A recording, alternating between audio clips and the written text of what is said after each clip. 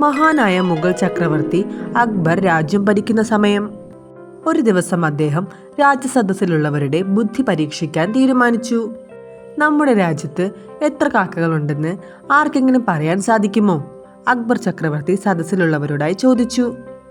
കാക്കകളുടെ എണ്ണമോ?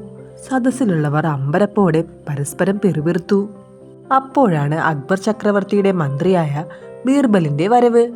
അദ്ദേഹം മറ്റുള്ളവരോട് വിഷയം തിരക്കി.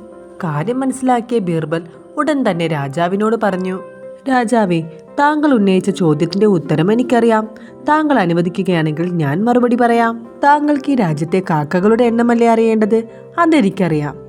എന്നാൽ ബീർബൽ, താങ്കൾ പറയൂ, എൻ്റെ രാജ്യത്തെ കാക്കകളുടെ എണ്ണം എത്രയാണ്? അക്ബർ ബീർബലിനോടായി ചോദിച്ചു. രാജാവേ, നമ്മുടെ രാജ്യത്ത് 24,381 കാക്കകളുണ്ട്. അത് കേട്ട രാജാവ് ഒന്ന് അമ്പരന്നു. താങ്കൾക്ക് വേണമെങ്കിൽ ഭടന്മാരെ വിളിച്ച് കാക്കകളെ എണ്ണി നോക്കാം.